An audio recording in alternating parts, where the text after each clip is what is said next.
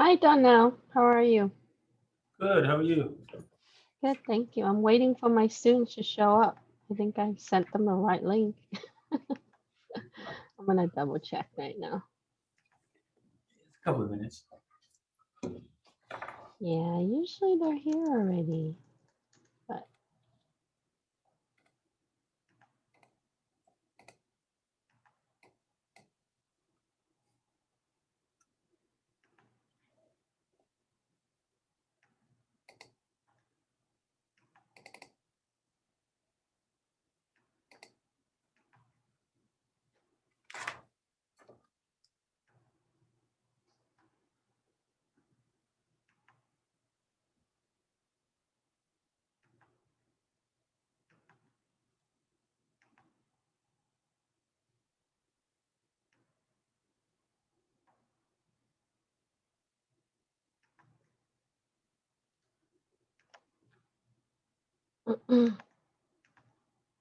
hmm,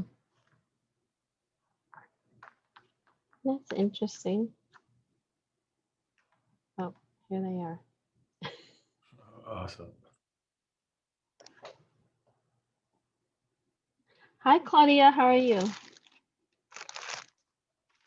Hi, Kevin. How are you doing? We'll wait about a minute before we start. Hi. Good. I'm glad you're doing okay. So while you have a minute or so, we're waiting for a few more people to join us. Please check out the Canvas information and then I'll go into screen share. Hello, Wendy. How are you?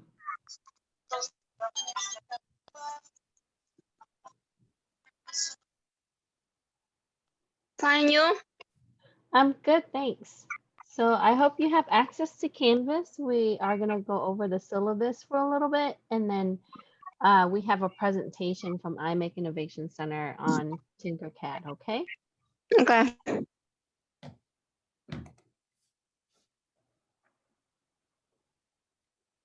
Okay, so I'm gonna go ahead and get started. I think 2:15, Anna and NK will be joining us. They're gonna present to you some TinkerCAD, and then I'll talk about Raspberry Pi. So we have some exciting stuff in store for you as far as IoT design, and I'll also go over the IoT design concept, okay? All right, so let's check out Canvas. And then I will show you where all your course information and everything is at for those of you who are new to the course.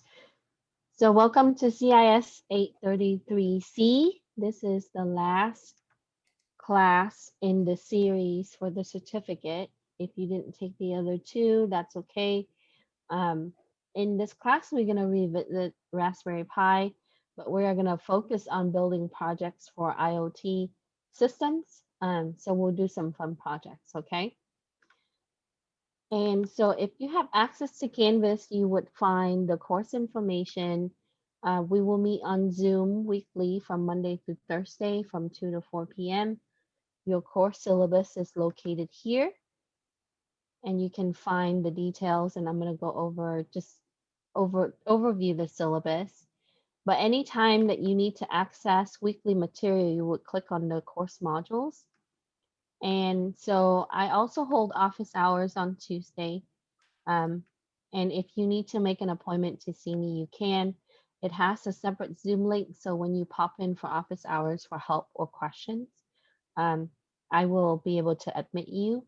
And if you can't make this time, then you can send me a message and then I'll schedule an appointment with you. So don't hesitate to contact me in case you have questions, concern, or anything that would relate to the course. We can address that, okay? And then if you go to the following page, you will also find the syllabus in the module. So this course is a non-credit course.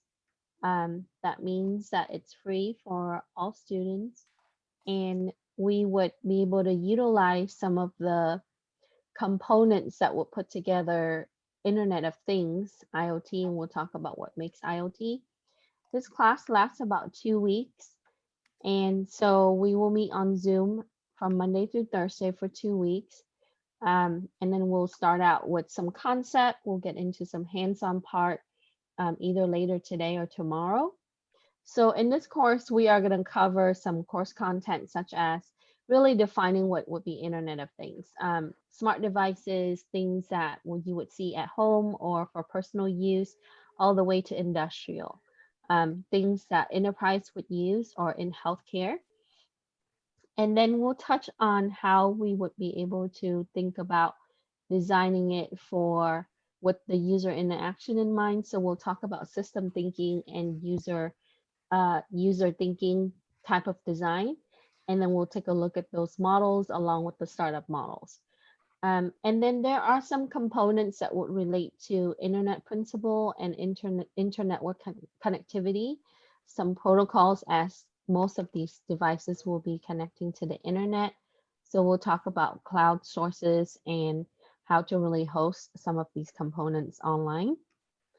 We will begin with prototyping this week. So we'll talk about what we need to really design and plan out the costs in production for prototype.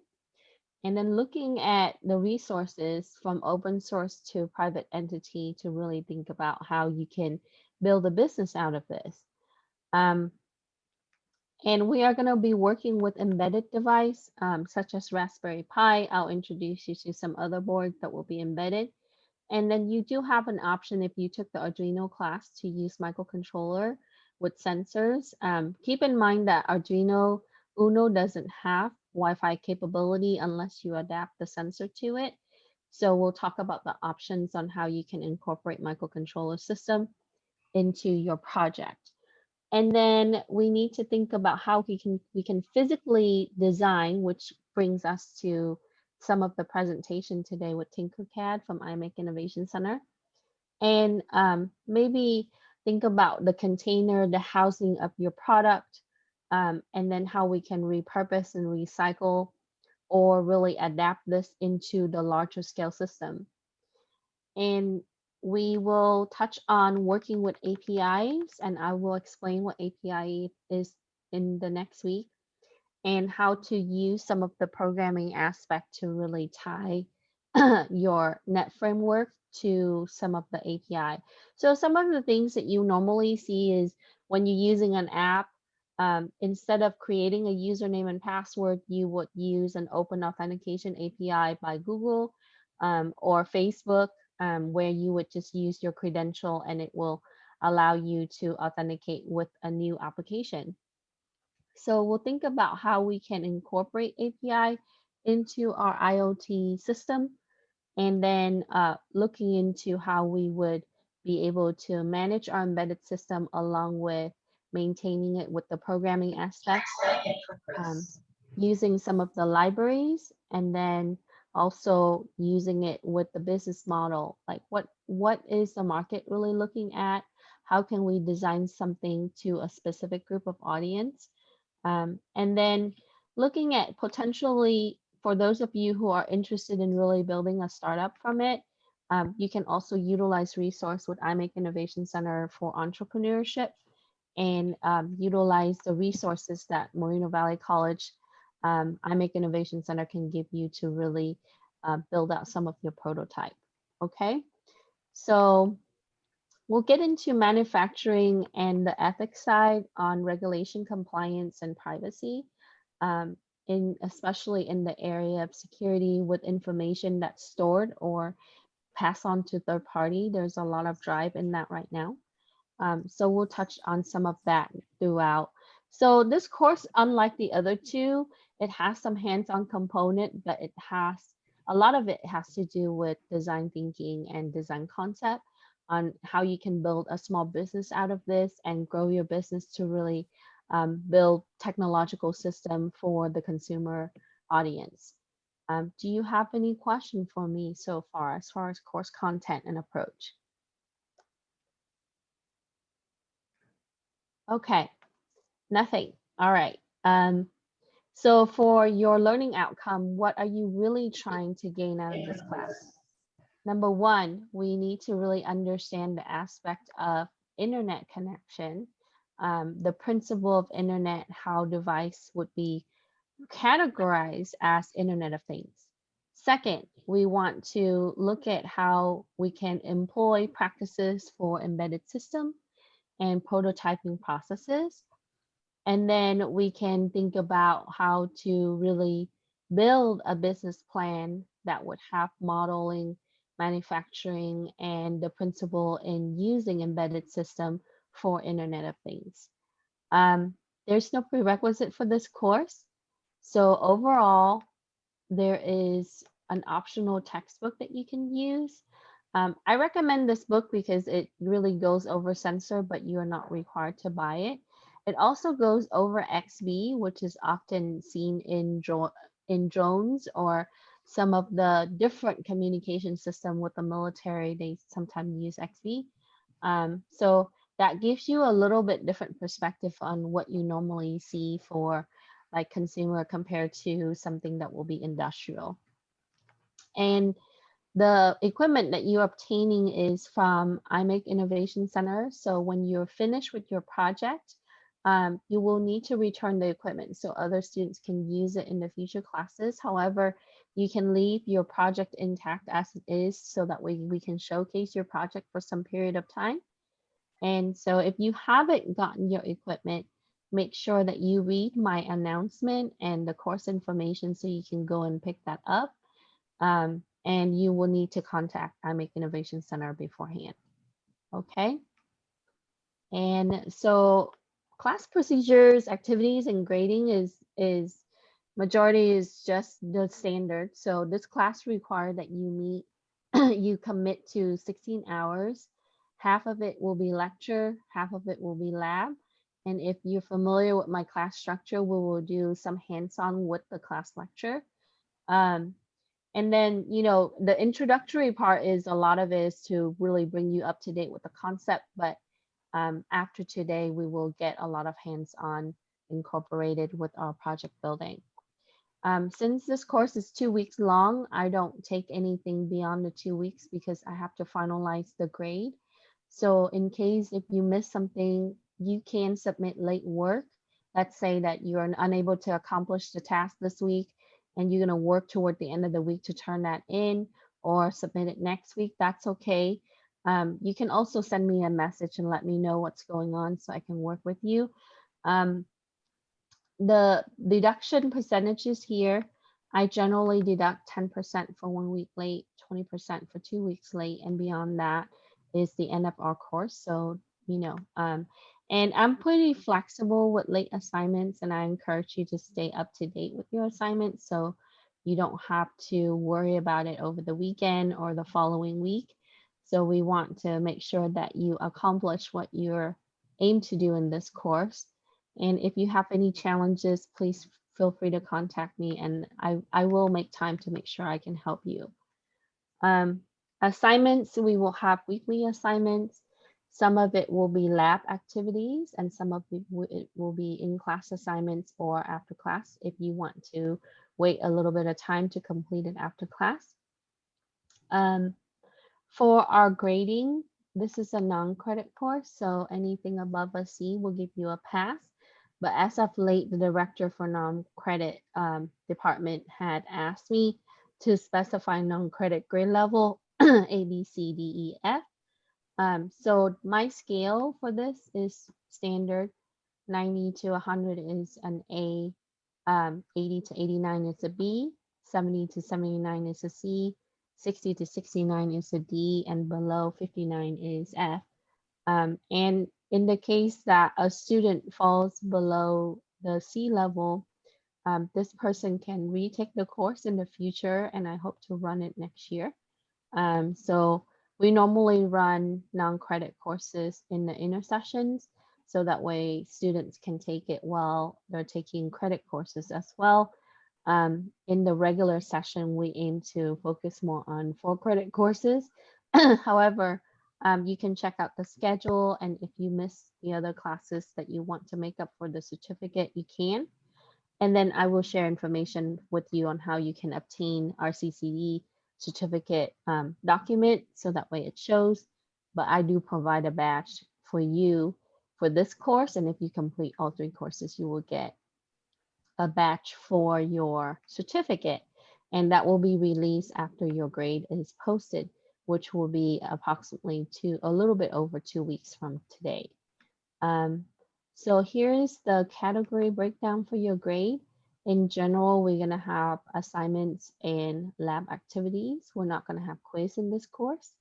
And so if you complete everything, you will earn a total of, close to the 100% or 100% mark, and that will give you a pass in the course.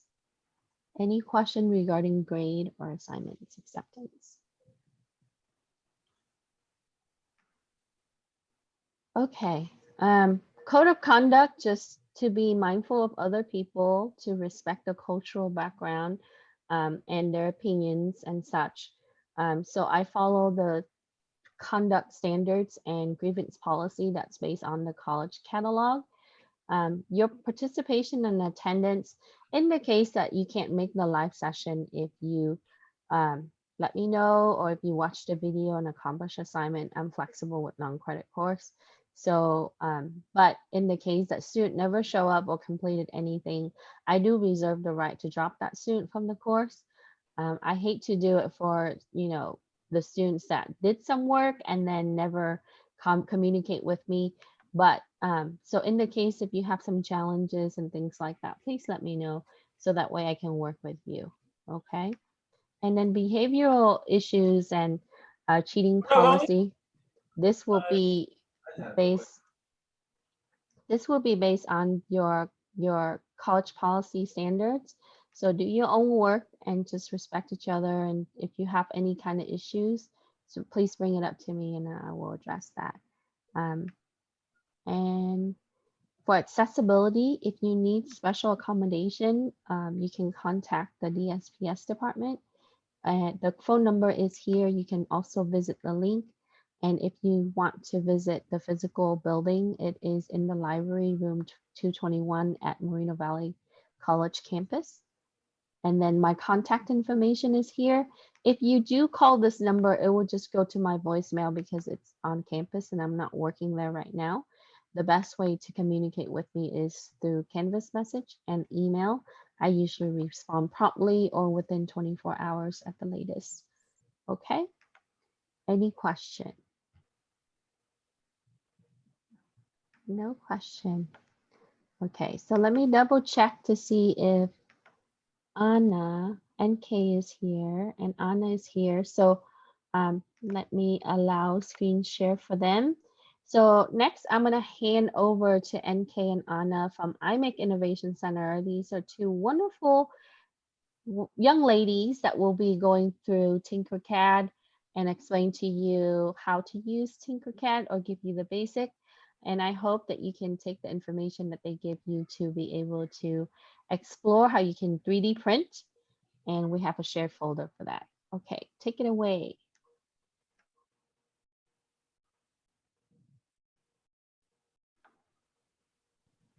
Okay, hi everyone.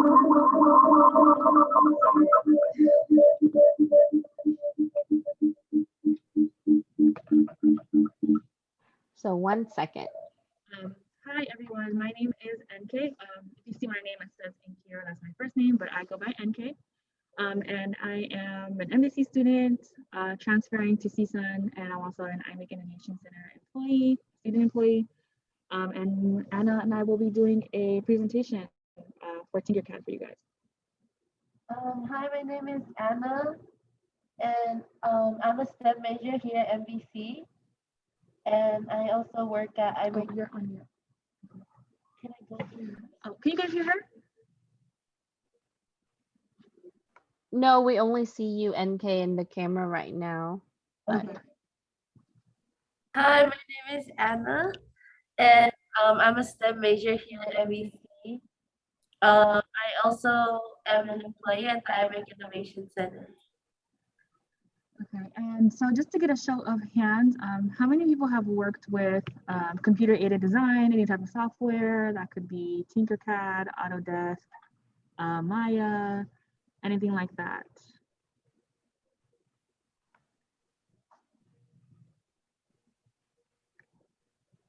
Okay, SolidWorks. Okay, cool. Thank you, Kevin.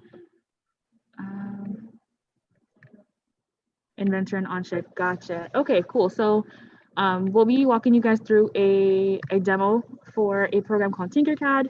It's something that we've been using in the makerspace for a while now. Normally we have workshops. We just closed off our last workshop earlier last year. April. Yes. And so we'll be walking you guys through that. But first, we want to talk about the iMake Innovation Centers. So kind of leading into the 3D printing workshop, when you guys finish your designs and you kind of get a hang of 3D printing, 3D design, simulations, and you want to print out your designs, you can save your file as an STL file and send it to our Innovation Center, and we'll be printing them out for you. I believe Dr. Casey has already gone through some of that procedure. But just a lot of other things that we offer include, like we said, 3D printers, design software. So where we are right now is an innovation design classroom where we have Microsoft surfaces that rotate and can move, and you can design on it and send your stuff to the printers here. We also do fabric and molding. So we have like sewing machines and 3D pressing and laser cutters. So part of the makerspace on the other side, we have laser cutters, we have woodworking centers, we have vinyl printers. We are working on our VR reality or our virtual reality room. And then we have a wet bio lab for chemistry and bio courses. And then, like I said earlier, woodworking. So that's just some of the things we do. The picture here of the Infinity, I guess, glove was 3D printed here at the makerspace. So just so you can see how your piece would look like, we do have different types of materials as well, which change how your 3D project will print. But if you just see here, that's how it'll print. If you have detail, the detail will come out. And so hopefully when you guys finish your designs, you'll be able to see it in real life, especially because we'll be opening this fall for everyone. So now let's get into TinkerCAD. What is TinkerCAD? So it's a free online 3D modeling program where you can design different projects for 3D printing and then also learn the design process behind it. So we'll be going into different types of features of TinkerCAD, like creating boxes, creating holes in things, cutting shapes out of other shapes, and the like. And so things that some people usually do with this, digital media, graphic design are very popular. 3D printing designs in general are really popular. A lot of engineering majors come in here and use that. I know we have robot arms built, we built some supercomputers, and then like I said, VR simulation items. So the goggles that we use for VR simulation, and we're also doing an electroencephalograph, EEG, helmet for the psychology department, so we can track electrical impulses in the brain, and the casing used for that was 3D printed. Management and operations, original projects and creation. So we do encourage everyone, even if it's not for the class, to come in, have fun in our design classroom using our Microsoft Surface tablets, and then sending it to the printer just to create whatever you want to create. It can be a personal project, it can be personalized items, you can create gifts for others. You can use it to teach. Like I said earlier, Anna and I, we just wrapped up a workshop teaching TinkerCAD. And so it was really nice for that. And then if you want to start a business, you can start a business as well. I understand this is a class where you guys will be creating IoT devices. So if you want to create things that you really love and you like the design, you can mass produce them, and who knows, you can create a business out of it. So now we're going to go into the demo of TinkerCAD, and I will pass it on to Anna to do the demo. But before I do, we will copy and paste this link into the chat so you guys can get started on creating an account. And then I'll walk you through creating an account. Yeah, so I'm gonna stop sharing, and then Anna will pull up her screen so she can create an account live, and then I'll be explaining how she's doing it.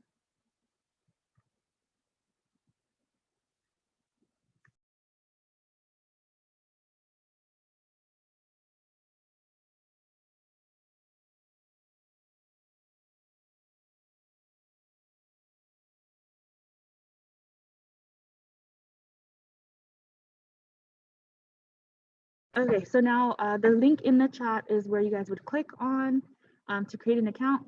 And then from there, you should be seeing the screen that's up right now. And so you're going to go in the top right corner and click join now. If you already have an account, you can go ahead and sign in as well. And then you could either sign in or create an account. So if you have a classroom, you can join a class, but I would recommend using a personal account just so you can get back to it later. So classrooms are usually for courses, so that your teacher can keep track of what you're doing while you're designing. But if you create your own account, you can get back to it later and keep using it because it's free, so you can use it forever. So you'll click on that link that says create a personal account. You'll put in your email address, create a password, and I believe they'll send you a confirmation email so you can verify your account, and then you're good to go. And so we can now move to starting the demo, and then Anna will tell you about how to create those features or how to learn about those features.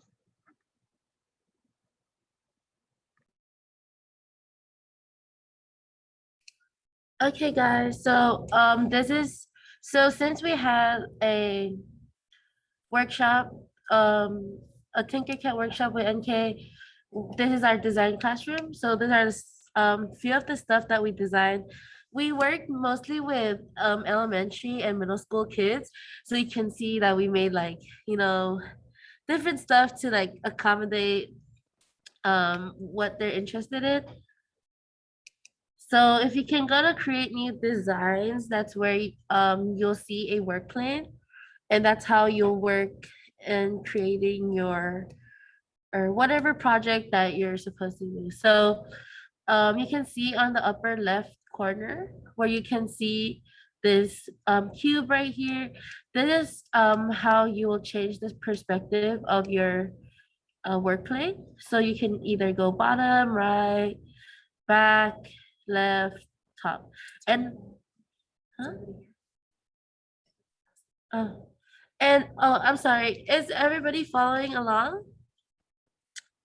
Thumbs up would be great. Or am I moving too fast? Please tell me if I'm moving too fast.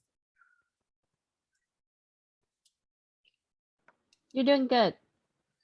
Okay. So, okay.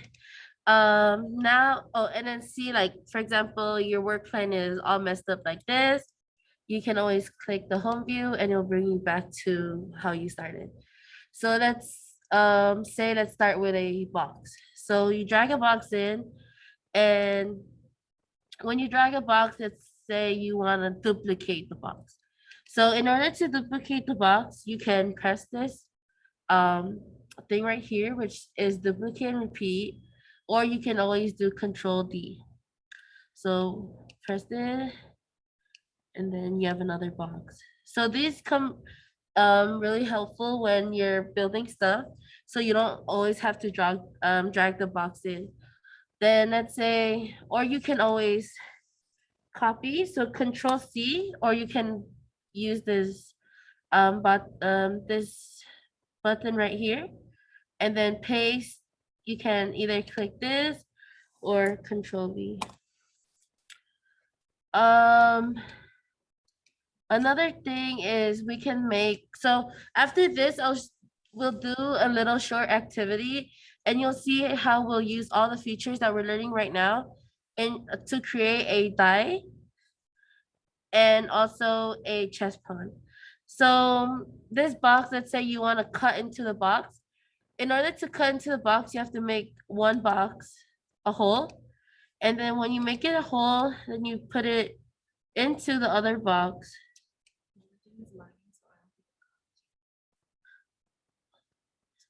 Is it like, okay, I'm sorry if it's lagging. My computer is acting really slow today. But in order to like cut into something, you create a shape. Like for example, this box. On this panel right here, or this drop down box, you can see that there's this circle right here that says hole. So when you click hole, it will make it transparent, and you can drag it into the other box. Then at this point, you can select everything and then group it. Once you group it, it will cut into it. So this is the group button right here, or you can do Control Shift G. And then let's say you made a mistake and you're like, oh my gosh, I did not cut the whole thing. Don't worry, because we can always ungroup it. Oh, which is Control Shift G, and then to group it is Control G. Another thing I think is important, if you want to zoom in, you can take your mouse and scroll it upwards, or you can use the buttons right here, which is you can zoom in with the plus button and zoom out with the minus button. You can always change the shape as well by clicking like a box, and you can change this to, let's say you have to work with something which is like 8 inches or 8 millimeter, and then this will be 8. So 8 by 8. And then you can either or you can drag it. So it'll be 8 too.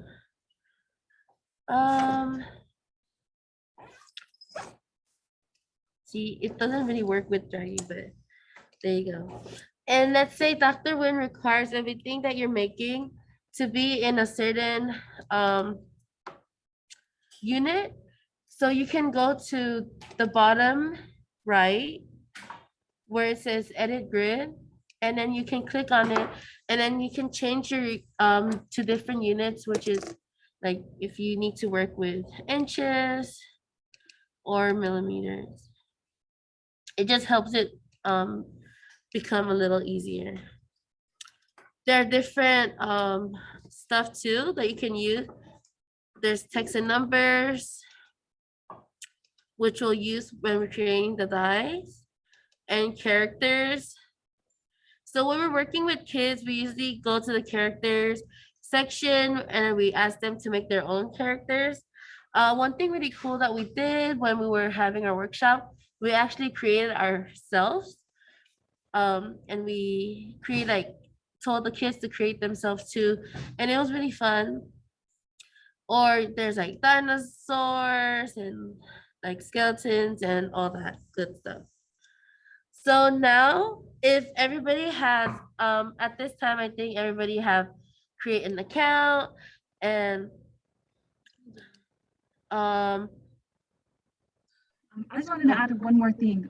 How Anna was talking about the duplicate button at the beginning.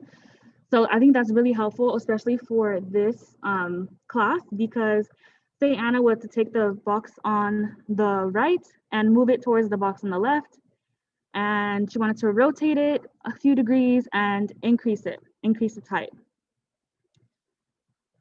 So all the changes she just made, she can duplicate what she just did, and it'll continue to make the changes you just made, so that if you wanted to make a staircase or if you wanted to duplicate the changes you made to one box over and over again, it'll repeat what you did. So it's different from a copy and paste, because a copy and paste will just give you another red box. But a duplicate will duplicate all the changes you made to that red box and do it again over and over again. So if she had continued pressing duplicate, it would have made a spiral staircase up into the air. So if that's something you guys want to use for your design as well, keep that in mind. You don't have to keep customizing every single box little by little, increasing the degrees by 15%, 15 degrees. So you can do that as well, and you can keep that in mind.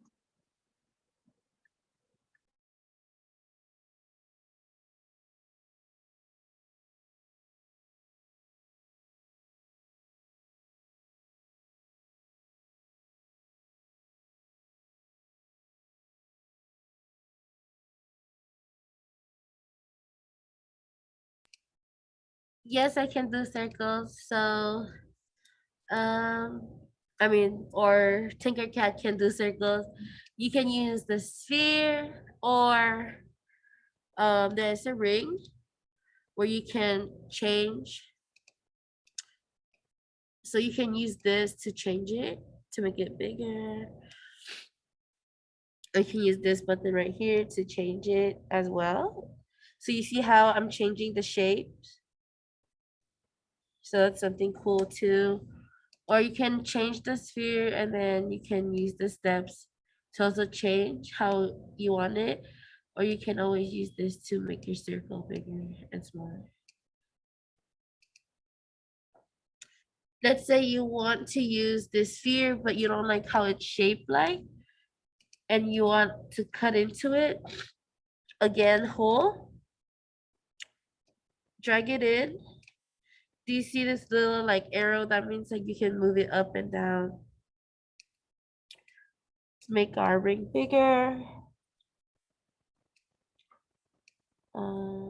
And then let's group it together so that we can cut into it. It cut a little bit, but with TinkerCad, it's a computer-aided design, so it's not always like how you want it to be, but there's always trial and error with everything. Yes. Okay, so now let's move on to the tutorial. So if everybody could go on their TinkerCad account that they just made, and then go on to learn. And then right here shows lessons. So first we'll be creating a die from scratch. And then click on it. Then right here, I created one already. But we can do another one with you guys. So restart project.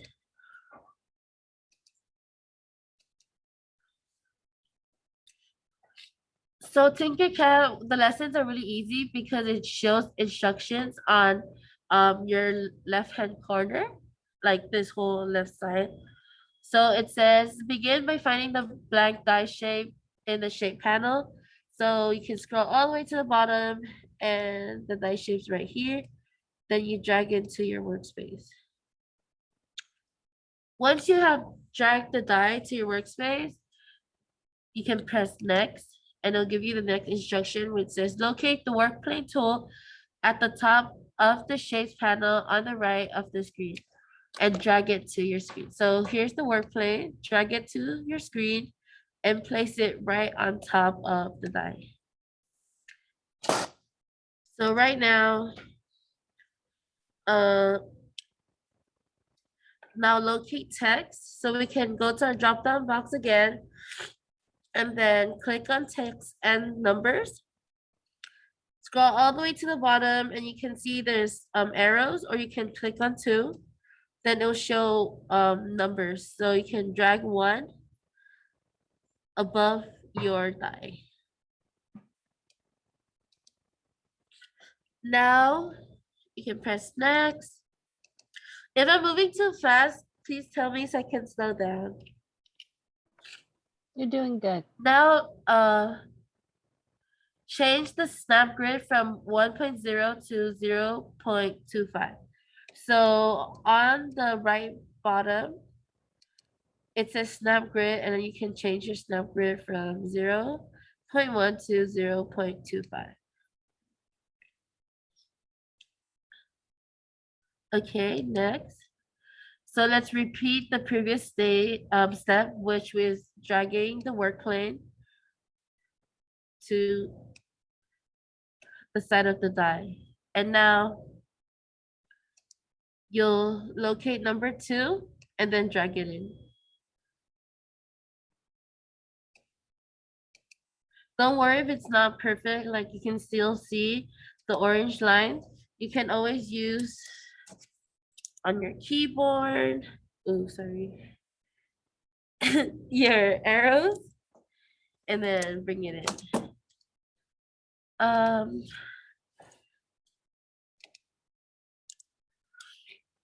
Next is now grab another work plane. So let's grab another work plane and let's place it to the side. So like this, you can't really see it. So let's change our perspective. And then let's drag another work plane. and put it right there. So now locate number 3 and then drag it into your work plane.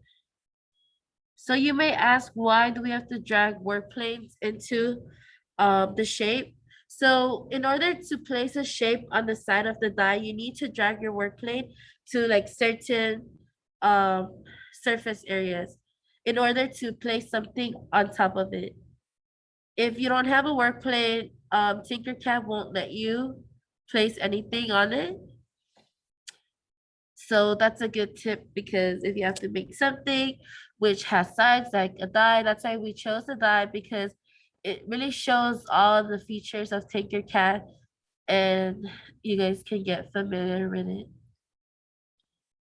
Next, now let's rotate our perspective again, and then let's drag another work plane.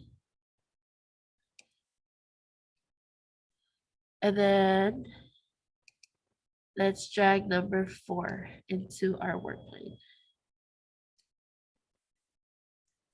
Move it so that it will adjust into the orange lines. Next, let's drag another work plane. Change your perspective, drag another work plane to the side. And then let's drag our number 5 into our work plane. Now let's press next, and then now it will require us to rotate it downwards to the bottom, which we can see the last work plane. We'll drag our work plane into here, and then let's add our number 6. Oops. Okay, there we go.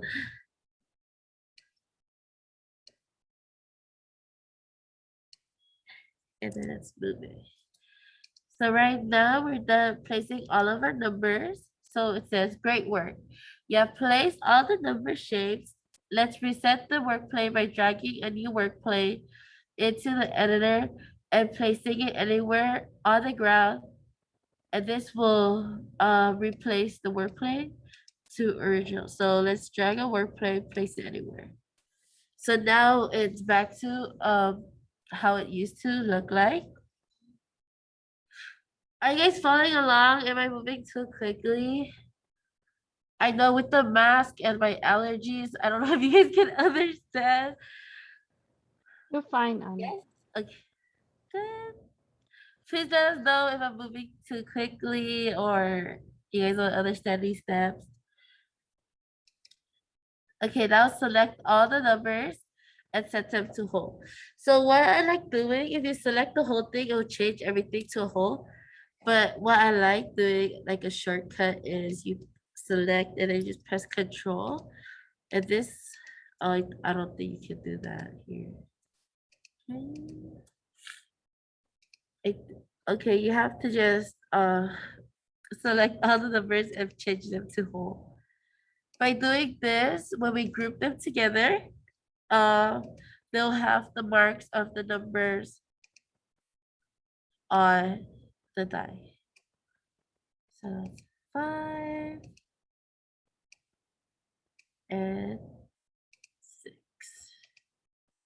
Okay. Now next, now let's group everything together. So group, like I said before, it's on your upper right corner. So let's group it, and you can also change the color if you want to. So let's see. I like pink. So I changed it to pink. And that's it. There you go. You have your die and you have numbers all over the sides. So Anna, Did everybody got that? yep, great job. Can I ask you a question? Yes. So let's say that students don't want to 3D print. Let's say that they want to laser cut like something like this, right? On like wood or metal surface. Do you recommend that they would change that to whole, or something like that in their design as they add the numbers onto the work plane?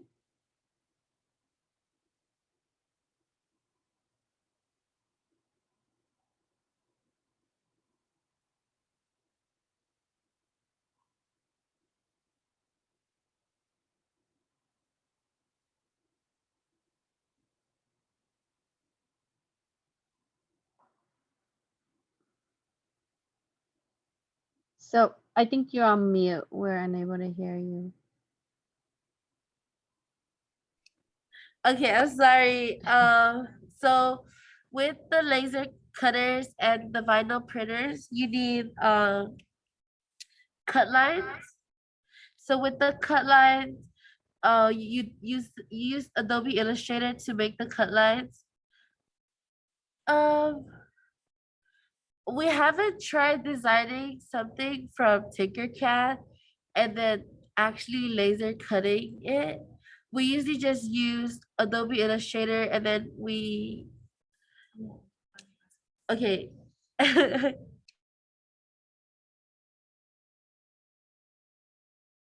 so what you can do is design what you want to design on TinkerCAD, have it 3D printed. So usually you're using metal to 3D print. Is that what you're saying? Yeah, so either so I want students to have option in using different machine there. Let's say that they don't want to 3D print. What if they wanted to put their brand on like a case, right? Using metal or wood. Can they use Tinkercad and what you just have gone through just to put in their brand on like a piece of wood or you know, a metal sheet or something like that?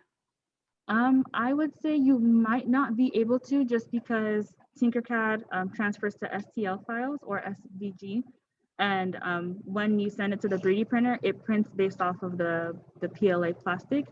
But if you had a piece of metal already, you could take that piece of metal to the laser etcher and then, like Anna said, design your brand on Photoshop and Illustrator, because those are the files that the laser printer uses. And then the laser printer will etch that onto your metal piece. Okay. Okay. So there's no way that you can use one software for multiple machines. No, I mean, we can try and see if it converts. Anna, can you go to, if you go to export, it'll tell you the files you can export. So there's OBJ, STL, SVG, GLTF. So I don't think you can. It says, oh, it says laser cutting. Okay, so SVG then. You can take the, okay, but you still have to convert the SVG to a PDF file. So if you had a SVG to PDF converter that converted your SVG file to a PDF, yeah, you can definitely laser cut that with our laser printer. All right. Thank you.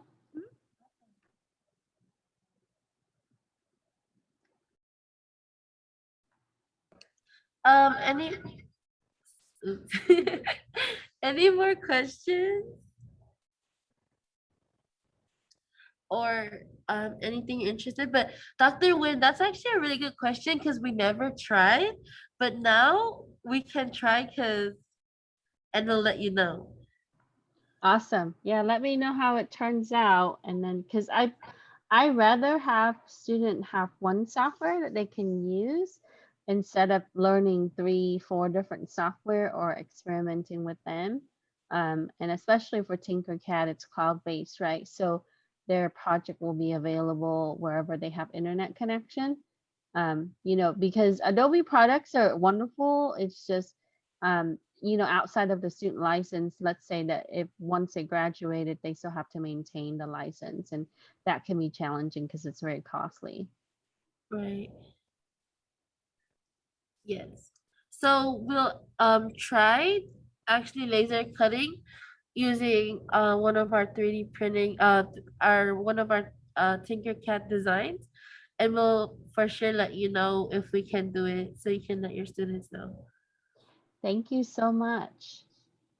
You're welcome. Okay, so uh, do you want we have another tutorial prepared? Do you want us Sure. to go into our other tutorial or it's okay? Yes, that will be fine if you like to share another tutorial. Okay. So this tutorial, the reason why we chose two is because with the die, it shows how you can place stuff on work planes and grouping. But this next one is the chess plan. So the chess plan is like a bit harder because you actually have to put shapes together to make the chess pawn the way it is.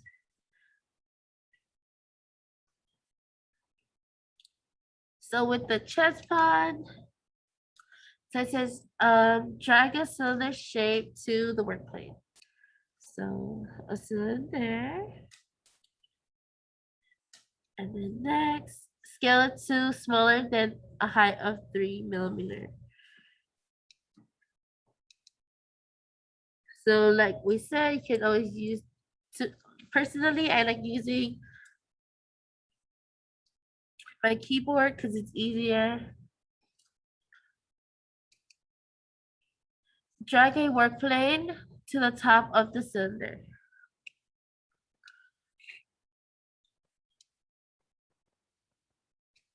Oops. There we go. Drag a cone shape to the top of the cylinder. So let's locate the cone. Let's drag it on top.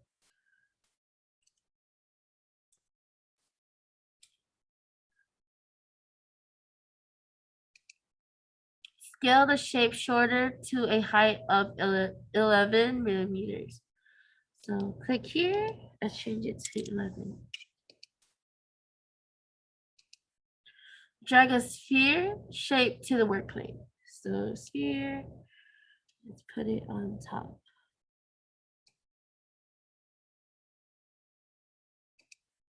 Scale the sphere to a diameter of 18 millimeters. So click here, right here, because that's the diameter. Wait, or this one? Yeah, same thing. Oh, no. Huh? Okay. So let's change this to 18.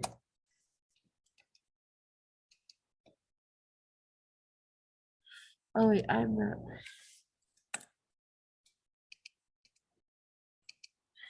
18. Am I right? Is that the diameter?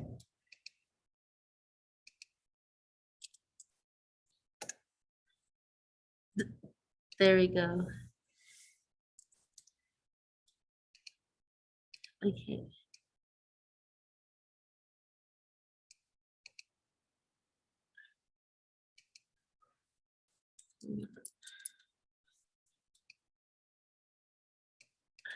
Okay.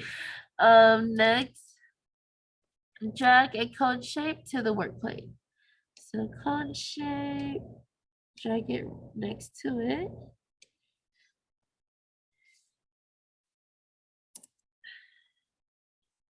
And then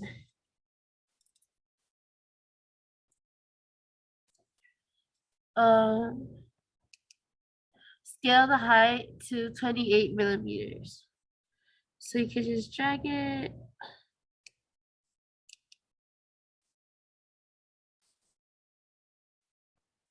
And scale it smaller to 14 diameter. So 14. 14.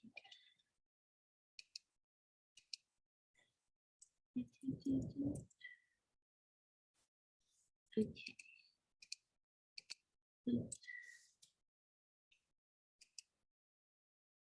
Move the cone to the target orange area. So you can use your arrows to move it because that's easier. And then you can use your black cone on top to drag it so that it'll fit the orange area. Drag another cone to the target area.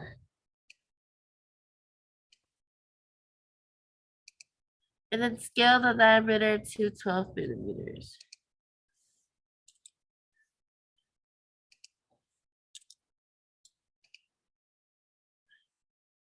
And the height to 19.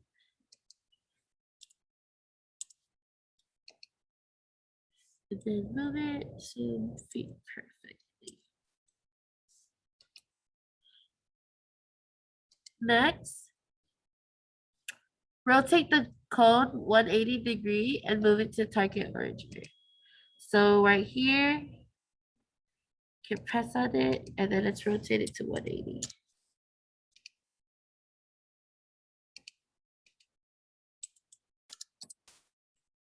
And then use your arrows again.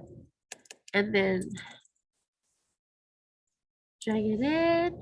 And then your little cone on top and just pull it up.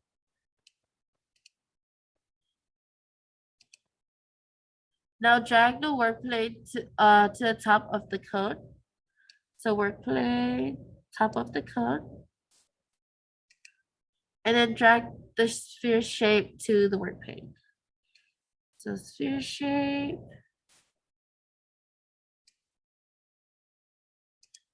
Scale the sphere shape to 8 by 8 by 8. So 8 by 8 by 8. And then move it so that adjust it to the orange.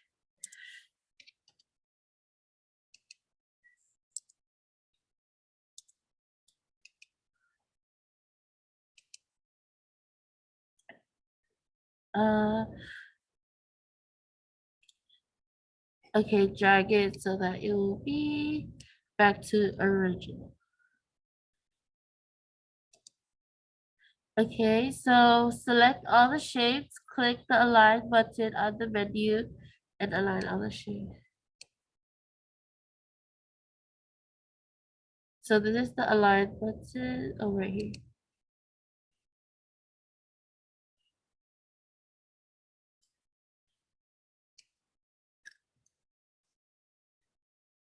We did something wrong because this doesn't look. Okay, hold on.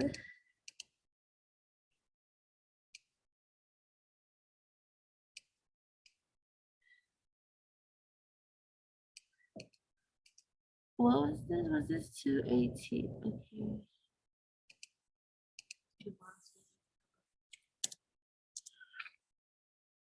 I'm about shape in the middle, the front, and the side. Okay, let's align this.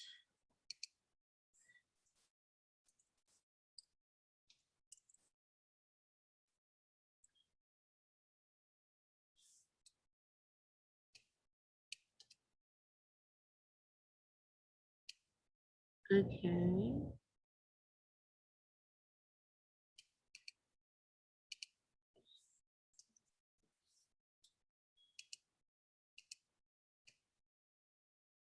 It's okay if there's mistakes, we can correct it. Let's move it again.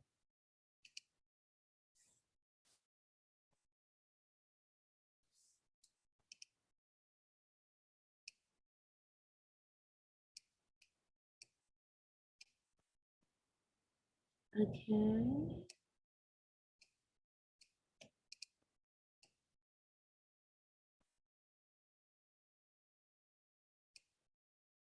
On top, this is upside down.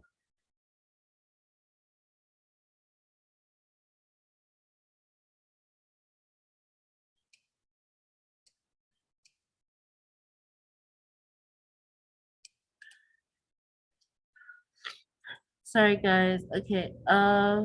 So right now, select all the shape and group. Click on the group button on the menu. So select all, and then let's group it. And then you'll know if the group action worked if all the shape became the same color, which it did. And then we can change it.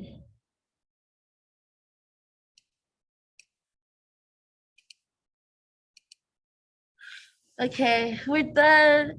I'm sorry. I think one of the steps, I don't know if I was confused because my dice did not look like a die from the side.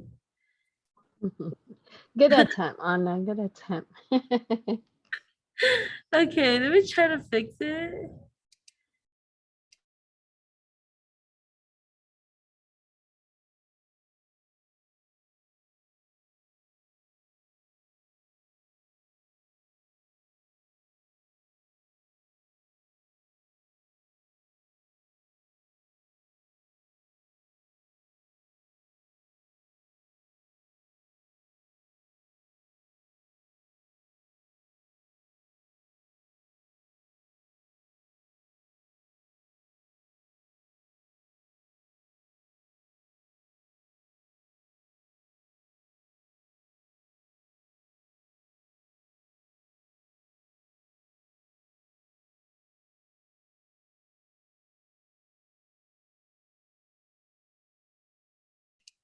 Okay, that looks a little better. Yay. Good job. And I hope you guys did it as well. And if you guys have any questions, please feel free to ask because it's okay. Mistakes are prone to happen. We appreciate you take the time to show the tutorials, okay? Thank you. Kevin's like, you forget to make the boxes beer have a height of 5 millimeter. I know. Oh my gosh. Well, at least they got something. They At least saw they're how paying it's done. attention. Yeah. So thank you so much. We appreciate your presentation, yours and NK. Thank Um, you. look out in your email for some special email from me for your time today. Thank you so Thank much. um, anybody have any questions for NK or Anna? So they are student A2 at iMake Innovation Center. If you're interested, the application is open. You can be part of the team. They have a lot of fun doing workshops and sometime be on the RVE to go out to schools and shows and work with the community and students. I really support their contribution to the center. And so if you're interested, let me know. I can show you where the application is placed and you can apply for the job. Thank you so much. I Thank you appreciate it. for having us. All right. Have a good one. Thank you. Bye. Okay, so you saw TinkerCAD, so I hope that you're able to use it. I do have, let me show you where the shared folder is at. Um, for the shared folder, you can find this on your Canvas if you click on modules. And I had placed a link to my Google Drive. So if you want something 3D print, you can click this right here and then just upload your file, okay? And then the team over at Makerspace, they actually have access to this. But if you choose not to 3D print, this is not 100% required, but you do have access to 3D print. And then a few days later, when it's ready, they will let me know, and then I will inform you, and so you can go pick it up if you like. So you have access to a very great, fast 3D printer, which is the Stratus, and then they have the smaller printers. If you want it in specific color, you need to make a note of it, or you can let me know and then I can ask them for specific color, but they do have filaments in other colors, or in general, they just print like usually black or white. Okay, so here's resource for 3D print for this class, or if you want, some additional side project, you can also throw that in there and I can just keep in mind that everybody could see this. Okay. All right. Any question before we shift over to IoT and design concepts in IoT? No questions.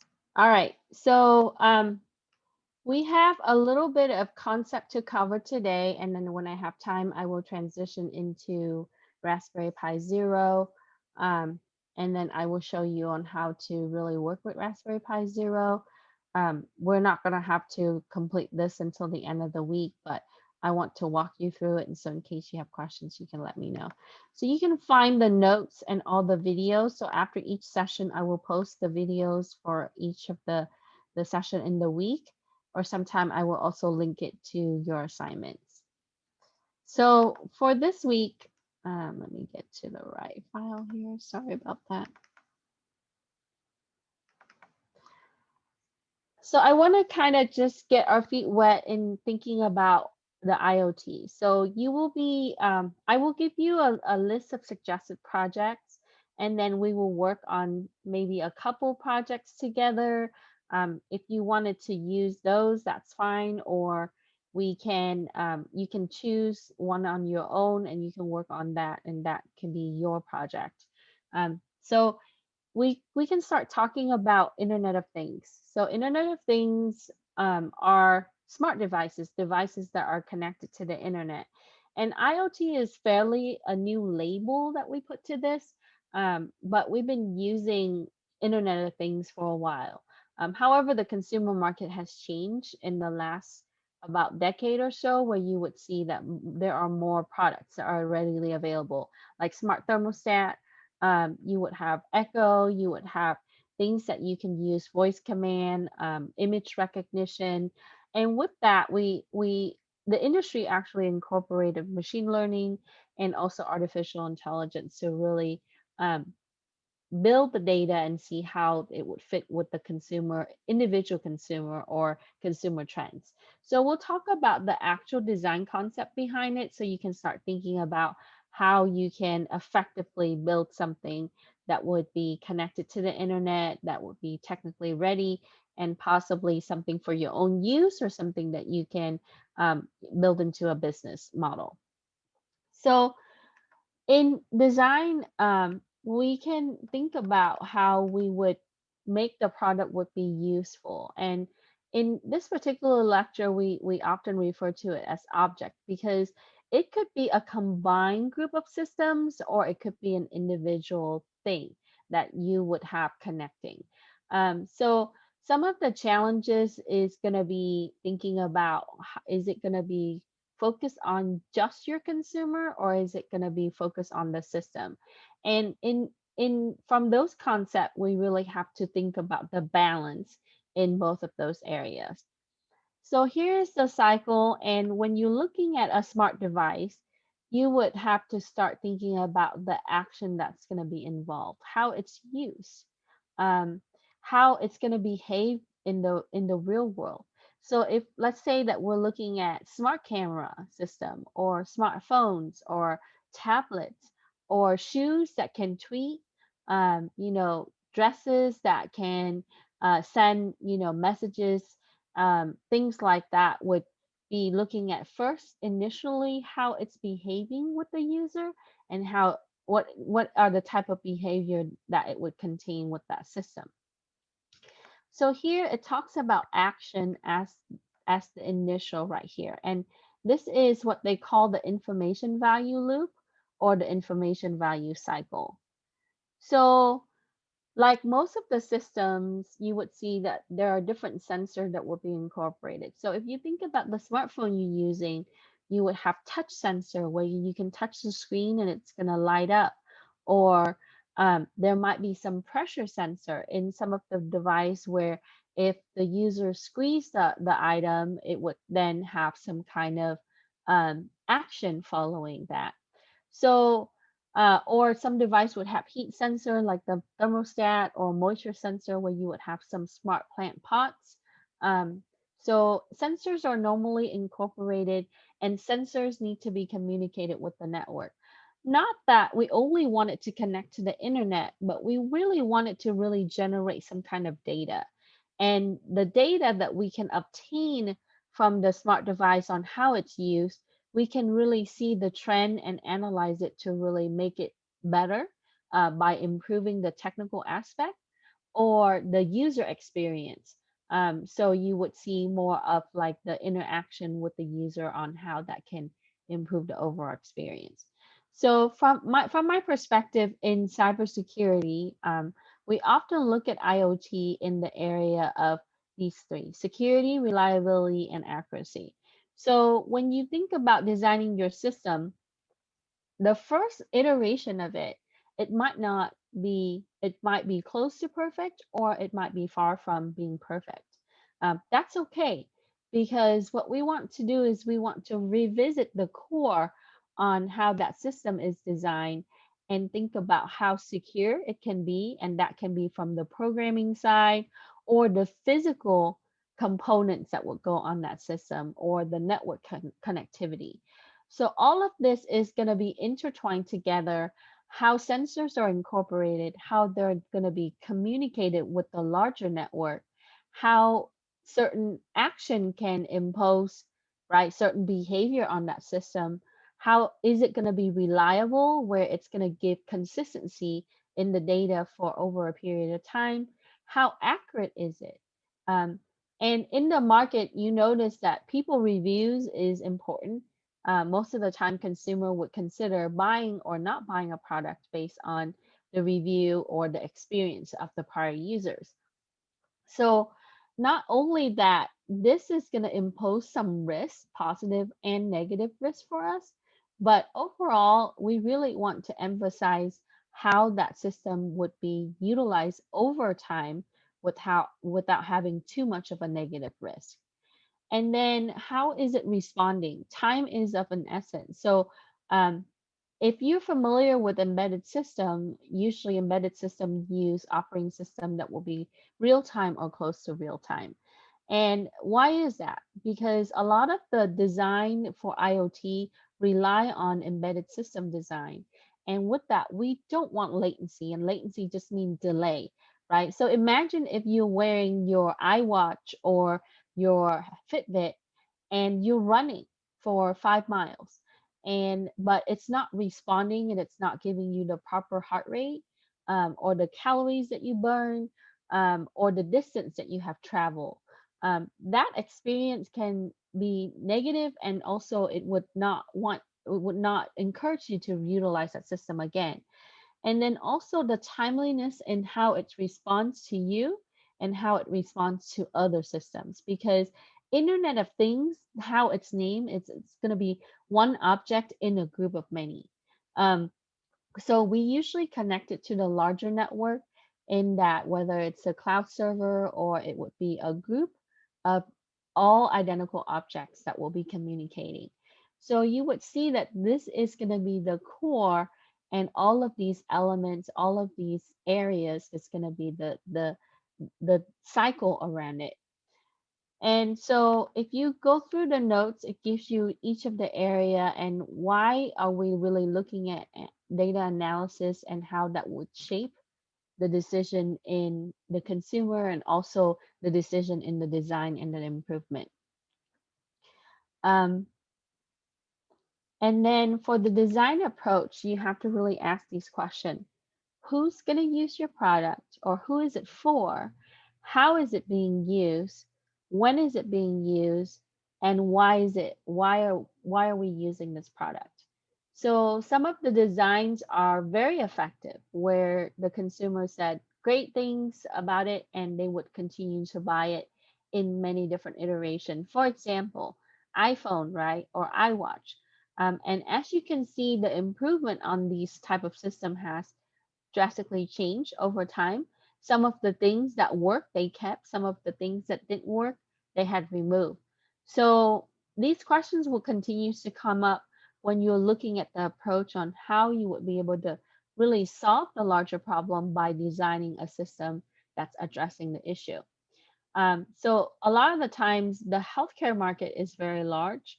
So you would see the Internet of Things are going to be designing for healthcare purposes, for health benefits, whether it's going to be for improvement in the health or really assisting an individual in maintaining the health, how they would use it in the healthcare system.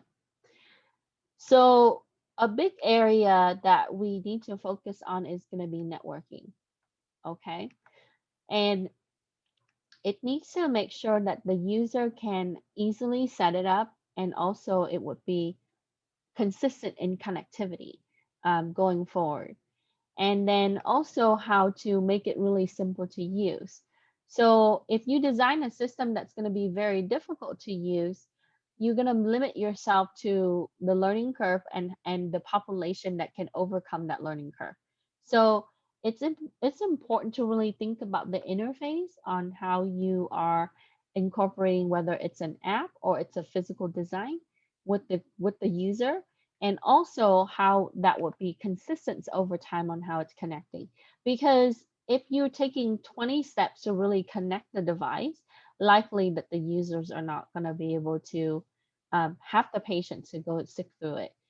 And some systems are periodically on where it would occasionally communicate with the network and update it. So, for example, with tweet, um, or in other sense,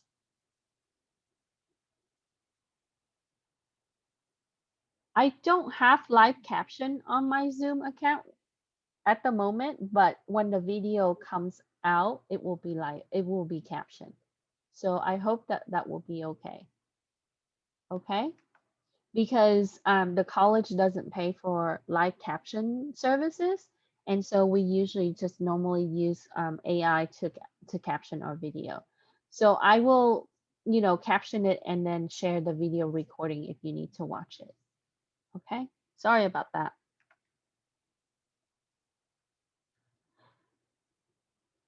Yeah, there's some closed caption that would be free, but these are I can put this in for the token and I can use it, but I just want you to know that it's going to be slightly inaccurate, okay? Or sometime inaccurate. Okay. So I will enable transcription. All right. Um So with this, what we would see is that for the design, we want to make sure that it's simple, but considering that if you have devices that are consistently on, that's always connecting, and many of these devices that you would see, some smart devices it would be connecting when the user call on it, or there would be time in increments. So you would then specify the condition when you program that, but in for the devices that is always consistently on, you have to make sure that the services is always available. So for the second area, it talks about how data needs to be really maintained, and you have to think about how you're going to house all of that data. Um, and it's going to constitute the product value propositions, but at the same time, your choice in network, power consumptions, and interoperability is essential, because the type of network that you use to connect, are there additional required services? Also, when the device is always constantly on, you're going to consume a lot more power. So when you're looking at most of the embedded device, the goal in using embedded device is that it's low powering, considering how you would transition that to the consumer market. Okay. And so here it talks about how you can prepare for connectivity, and we will work on how we would set up. So the best way to really access the system remotely or have the system communicate is through using SSH, which we will start with configuring in our Raspberry Pi this week, and then also moving it into incorporating into a larger group of systems or the larger system itself. As you know, that when you're using certain product like Fitbit, it would be tied to your smartphone, so that way you can control it through an application, and then your smartphone is part of the mobile networks, so that way you can have that communication established. So the Fitbit really relies on a middle device that really communicate with the larger network itself. And then some of the smartwatches would then directly connect wirelessly, or a lot of the times they're using Bluetooth, because that's going to be a little bit less in the power consumption.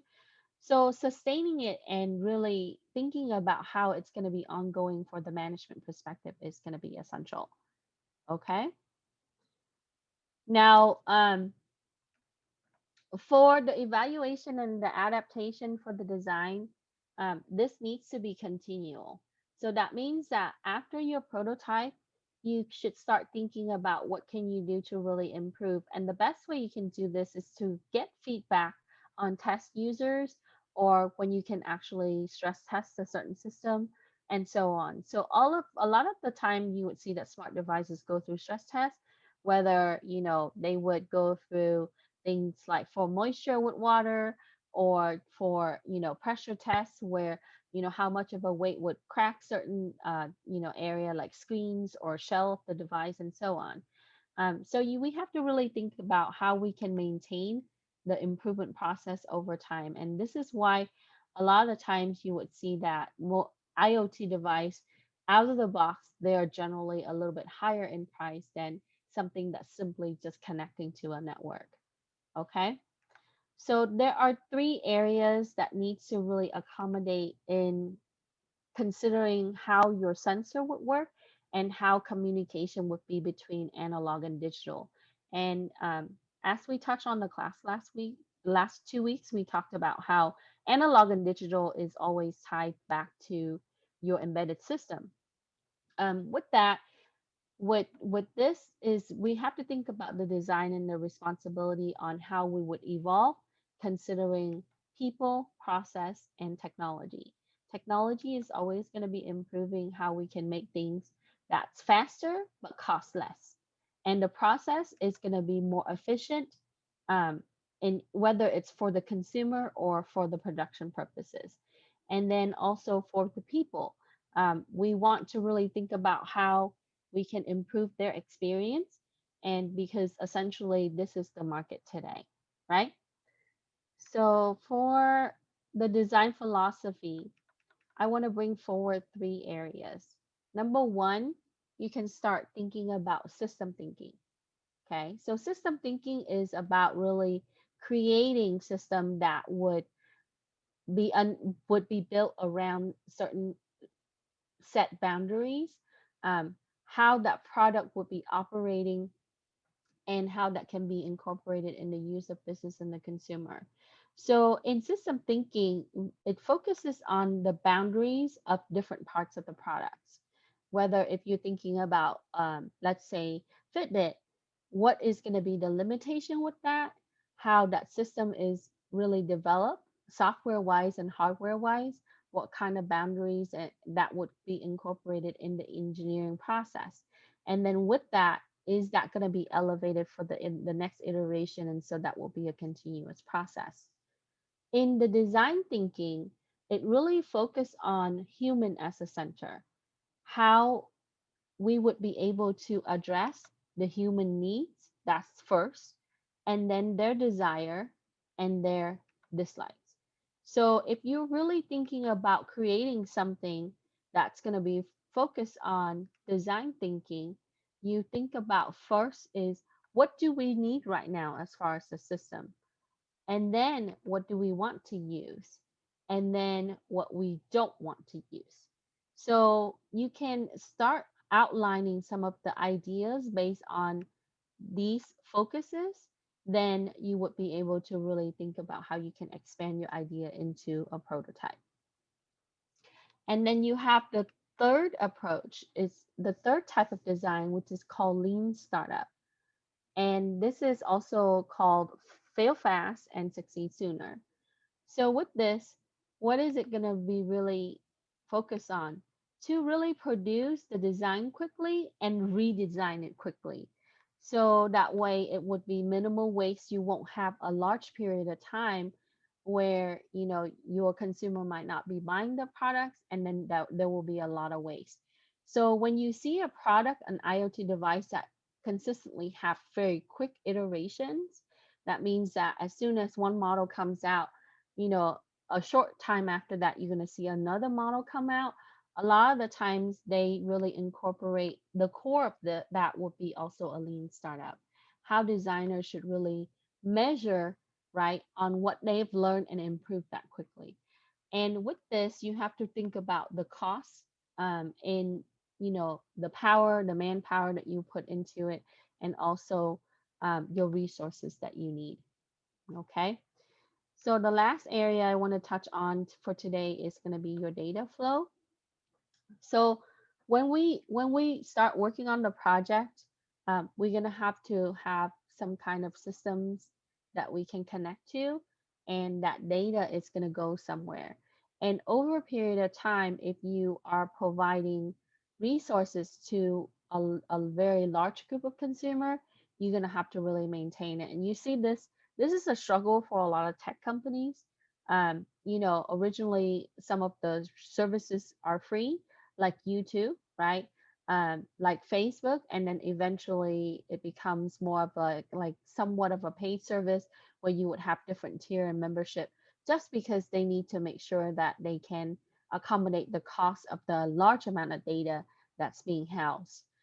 So we really have to think about how we would manage the information, where it's coming from and where it's going to.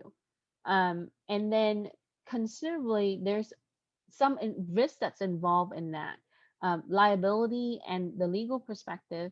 So that if the data is being jeopardized, right, there's security issues, there's privacy requirement, um, nationally and internationally. And so we would have to think about how we would value the user data and quantify that in the larger perspective. So that means that at some point in time when that system communicate, and to really make that product a lot more effective, we want it to be responsive, analyzing our data to make sure that it's really, suitable for the consumer, but yet at the same time, you would consider your account, let's say as a business or as an individual that created this product, right? And because you are going to be, there's some responsibility and liability involved in that. So, coming back to the core as what we talked about with the loop earlier, right? This area. So, how are you going to be able to scale it? How often? And what's going to be your scope, right? And then the security, reliability, accuracy, and how you want the system to respond to timeliness and latency. Okay. So, here it touches on your data and how it's used, also how often you would be able to update the firmware to really support your hardware components, and then also your software area. So there are many different aspects in IoT. Instead of just throwing things together and make it connect, there's also perspective in how you can prolong it and maintain it over time. So I want you to keep in mind, think about its capability and the resources that you need to utilize in order to really maintain that. And is it going to be measurable? Is it effective? Is it feasible in the long run? And so, from a perspective of a technical person, yeah, people can put things together and make it work. But, over time, if you make it into a business, is it feasible? Is it reliable? Is it, you know, um, meeting compliance and regulations and all of the other areas of the business as well? Okay. So any question in this? So I got the majority of this particular lecture notes from Deloitte University.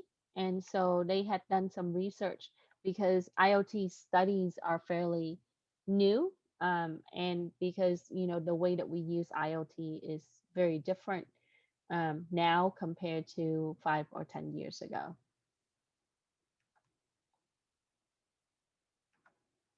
Okay. So you can take a look at your notes and then be able to check that out and go over it and read through it if you like. So next, I'm going to talk about Raspberry Pi Zero W. So before we start going into that, I want to ask you, when you receive your Raspberry Pi, they gave you this bag, and in it you would see the pink and the white case, okay? And then you also have a Raspberry Pi board. Did they provide you with adapters and, you know, USB adapter or any kind of connection components? No? Okay. So I just want to understand, and I had communicated with iMake Innovation Center and explained to them that, you're unable to use it without additional adapters and your SD, your micro SD. So an option for you would be, if they have given you a Raspberry Pi kit, the yellow box that says Cana kit, you can also use your regular Raspberry Pi. If you took the last class, you have already configured it. If not, I would include a document for you how to configure this. So if you already configured this part, um, you don't have to configure the Pi Zero, but I want to show you how just in case you need to. Okay. And then, but I also wanted to add the SSH component because SSH is a more secure way for us to really connect with the embedded system like Raspberry Pi. And it is commonly used for, cloud remote connections and things like that. So we'll touch on how to use SSH as part of today and tomorrow activity. So I want to walk over just the Pi Zero and talk about what it is and how to really kind of set it up. Um, in case if you wish to do that, but because you don't have all the equipment that you need, you might not be able to. And I can understand if you don't use Raspberry Pi Zero, you can use Raspberry Pi instead. Any question before we start? So you have only the power cable. Okay, thank you.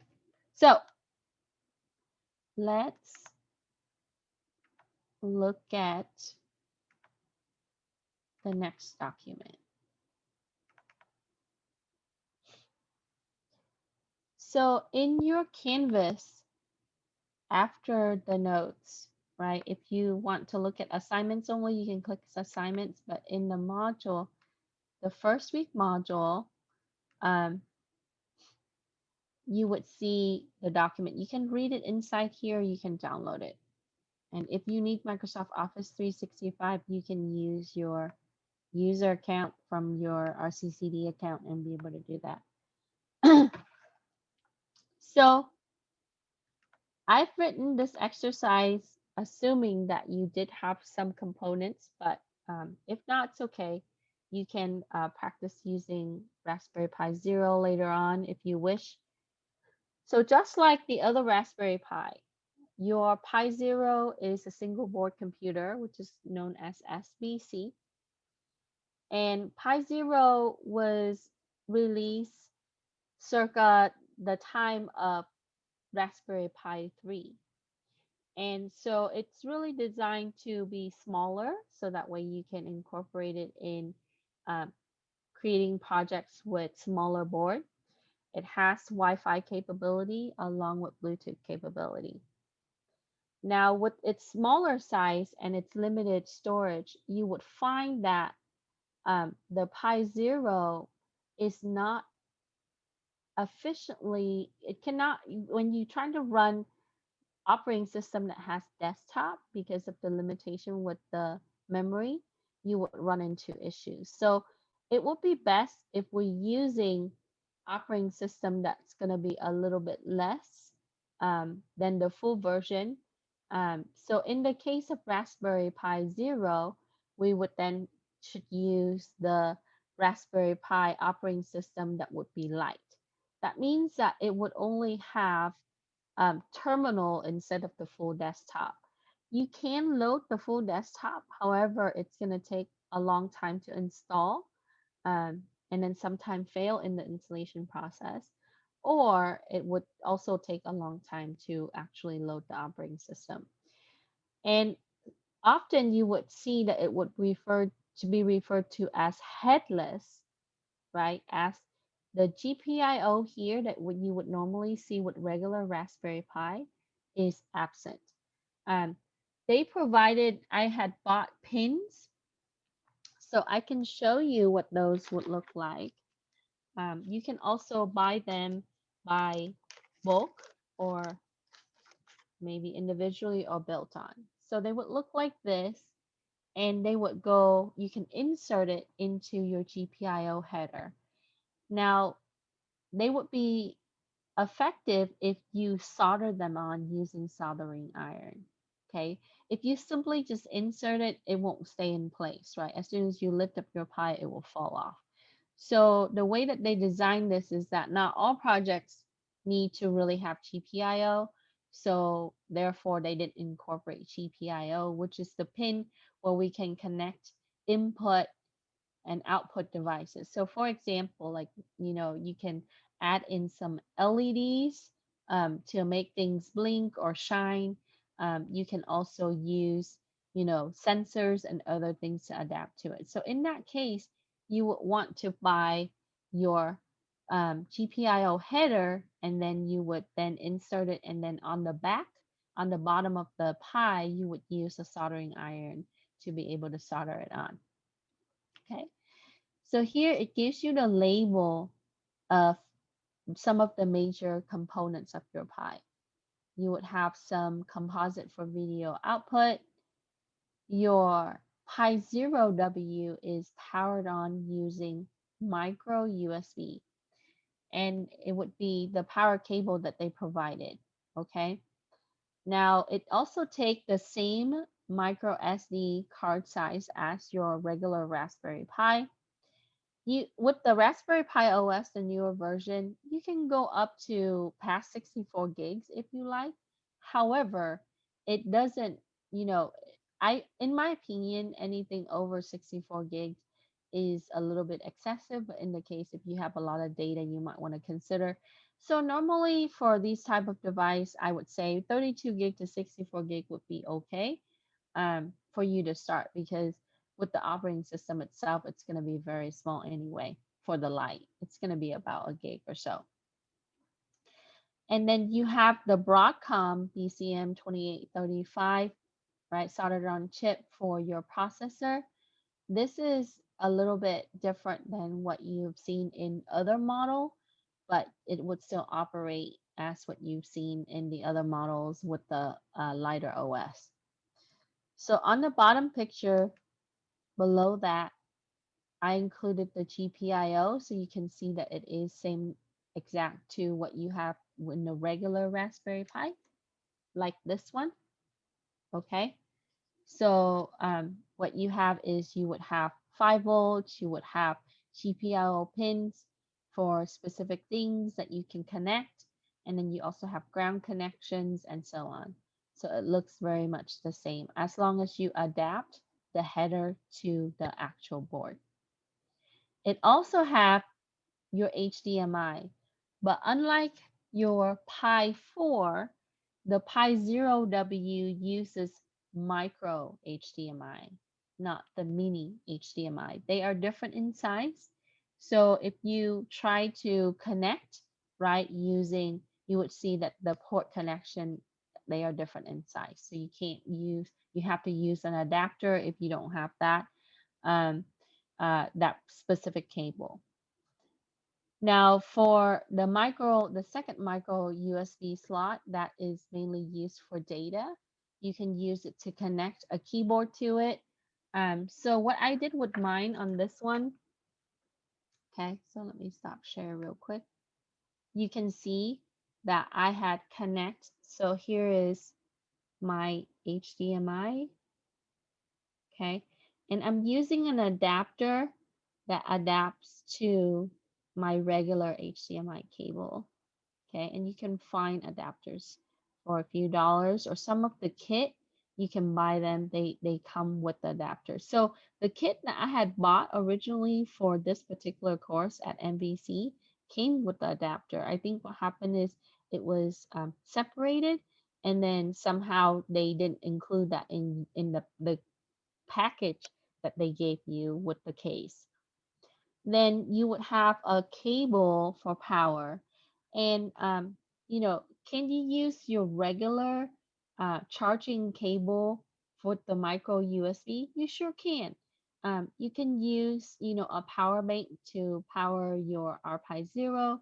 You can use your AC adapter that's connected to the micro USB, or you can, even connect with the micro USB to your USB-A and connect it to your computer in order to really power your Pi. And so these are low power devices. So this is an embedded system that doesn't take up a lot of power, so you can definitely use that.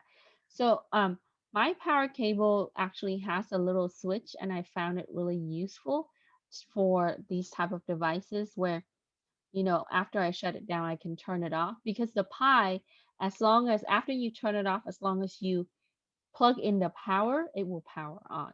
So with that, what I want is I want something that I can switch on and off, right? In case that I don't quite need to really power it on yet. I wanted to connect to it and then maybe connect some sensors to it and so on. And then I had used an adapter with the second micro USB, and I mainly connect that to my keyboard, because for the OS Lite, you can mainly use terminal or command line to be telling your Pi what to do, right? You can write your program through command line using some text editor when you call it, and then you can also run services, updates, install, everything you can do through command line. So using Pi Zero would, really force you to understand how to use command line, and then also to be able to work with it without having a desktop. Now, if you work with Linux for a while, you would see that a lot of the releases don't have desktop unless you install it separately. The reason for that is desktop takes up RAM, and it takes up resources, right? Processing power and all of that. So therefore, in a lot of the server systems or some of the autonomous system, they don't really incorporate desktop for those type of operating system. Okay, it wasn't designed with that. So as you can see, you can also, and then for your storage, let me you simply just use a micro SD. And then next, I'm going to walk you through how to set it up, even though you can't do that. So I want you to know how to do that. Very similar to your regular Raspberry Pi. Okay, any question?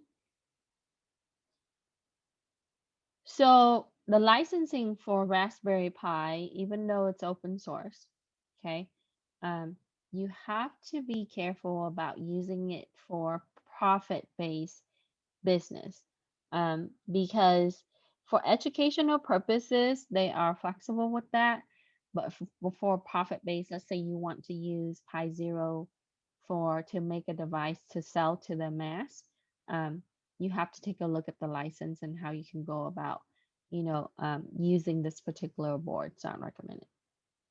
Okay, so let's touch on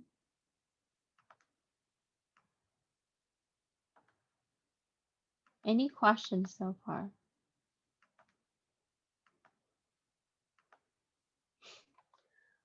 Okay, so now for the assignment for today and tomorrow, you don't have to finish this today because I'm running close to 4 o'clock. You can use the Pi 0W or your RPi 4. I just want to check with you today. And then when you're using the RPi 0W, if you use it, you need to have a power cable. You need to have, and you can use the micro USB to power. You will also need to have the micro HDMI or the adapter, so in order for it to connect. Okay, it's best to be used with a monitor and a keyboard. If you don't have that, you can definitely connect to it using SSH. Unlike Pi Zero, VNC on is, you can also use VNC, but VNC is not secure. So if you want Internet of Things, you need to also use SSH. And then you can have micro SD. Some people use like a couple of the gigabyte. I highly recommend using 8 gigs to 64 gigs. Anywhere in that range will be okay. So if you have lower size micro SD, that's fine too. Um, it's just the larger size, you can add more application to it, and that would scale out to what you might be using it for, the actual embedded system. And I really feel like the mouse is not absolutely necessary. There's not a graphical user interface you can click. So the keyboard is essential to it if you want to connect it as a system.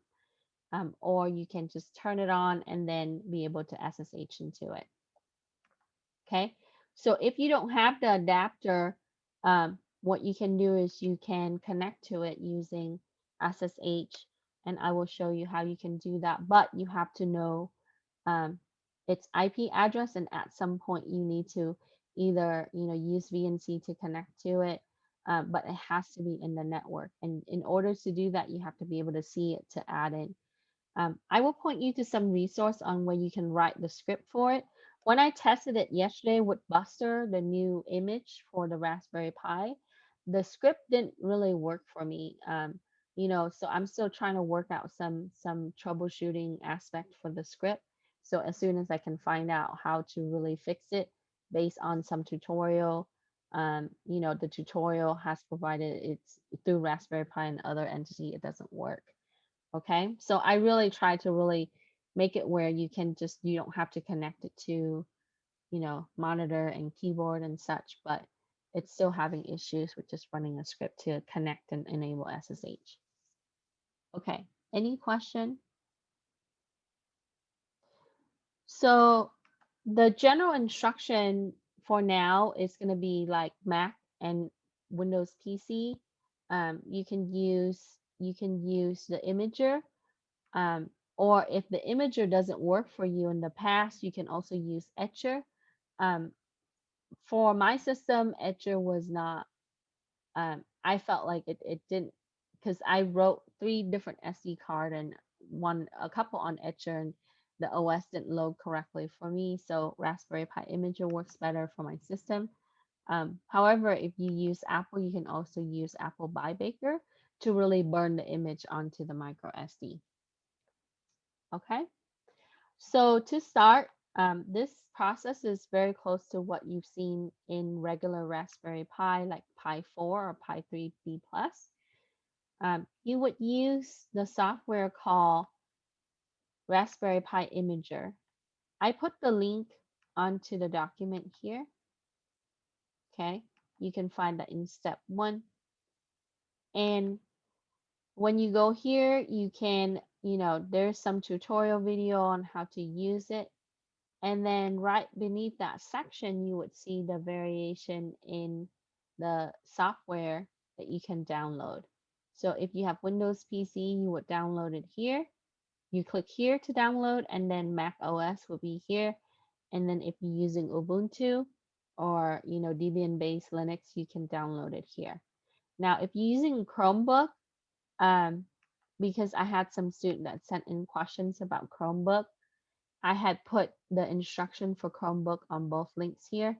So if you're using Chromebook, you need to use the recovery software tool, and then to be able to burn the image onto the micro SD, or unpack the image, I should say, and then be able to use it. So the resource for Chromebook is a little different. So check out the link if you're using Chromebook. Okay, so I had downloaded the Raspberry Pi Imager, and I had run the installation, and that process usually take a few minutes. Okay. So once you download it, you can just go through the basic default setting for installation. It takes like a few steps, and then it should be done.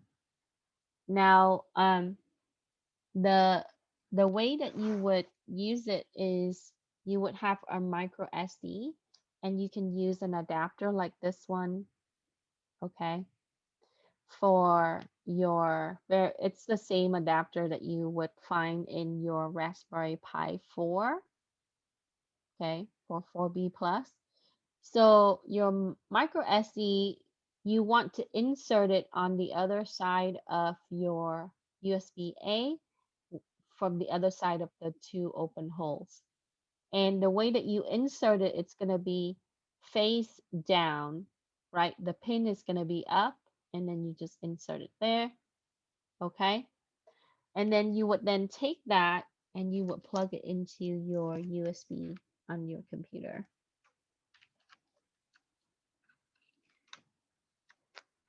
Okay. So now, once I have that, I would then first use my Raspberry Pi imager and choose operating system.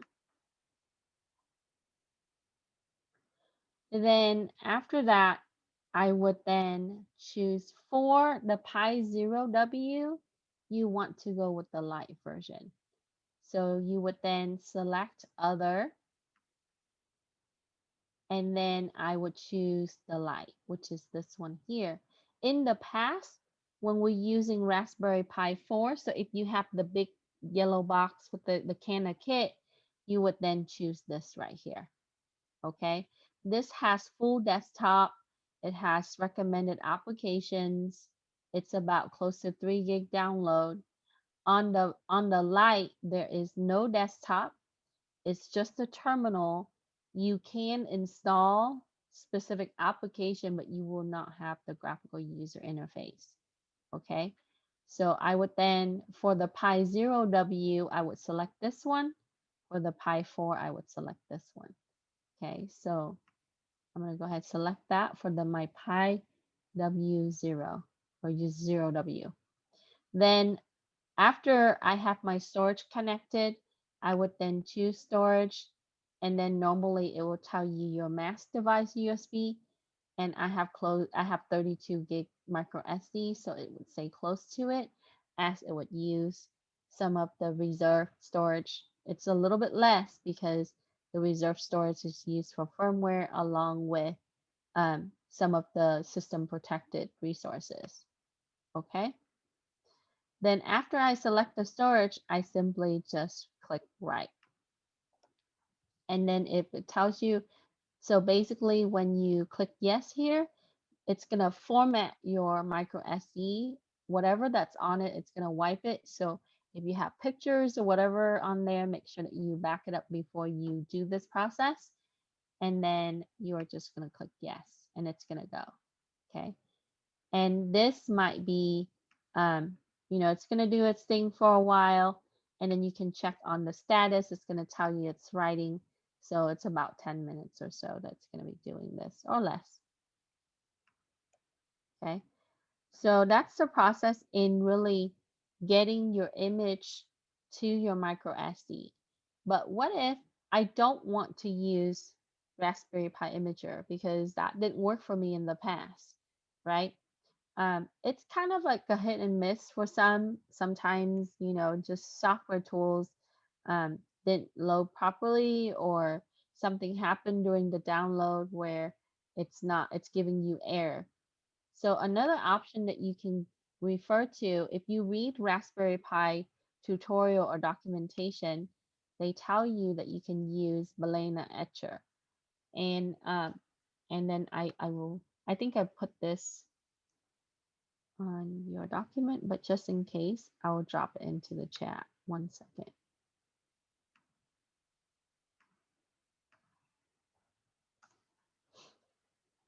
Okay, so Balena Etcher, the Etcher application is another software that you can use to put the image, right, the Raspberry Pi OS onto your micro SD, because the file is a compressed file.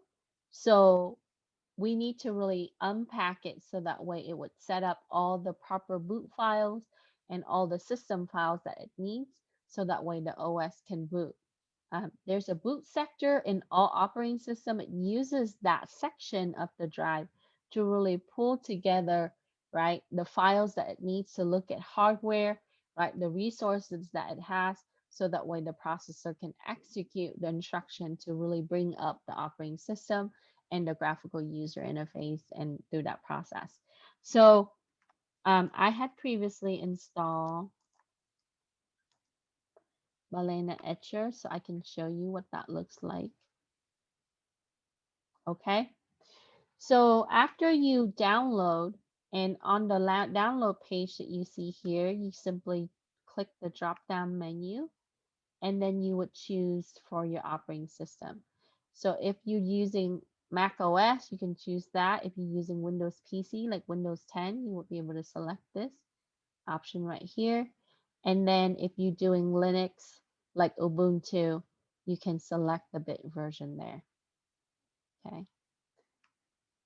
All right. So after you have download Etcher, what you can also do is it's very similar to Raspberry Pi Imager. You would then flash from file. However, on this one, you have to download the zip file that's released by Raspberry Pi. So you have to go download the image file first and then browse to it. So I have the Buster here, as you can see, like that. Okay. And then you would then locate your micro SD, which it's already just complete with the other one. And then you just click flash. So that's another option for you to use.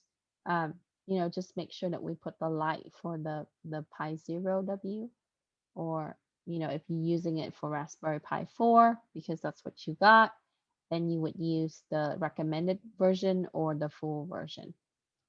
Okay, slight difference in that. There's some application that's more in the full compared to just the recommended. Okay, and so where can I get the image from, right? Sorry, let me go back over here. Okay, so if you have this link from your document where you would find your imager, you can also find your operating system here. So I would click see all download options. It takes me to this page. And as you can see, it gives you a picture, right? And it tells you. So if I'm using Pi 4, like Pi 4B plus, Pi 3B plus, then latest one is the Pi 4, which is the Cana kit that you got, right? I would use at least the recommended or slightly less, right, with the desktop. Now, if you want the light for the Pi Zero W, you would download this one. Okay. And that's if we use Etcher. Okay. And then you also have for this one has the desktop, but this is for the Debian Buster for Raspberry Pi desktop. Okay, so we want to select from these over here. Okay, any question?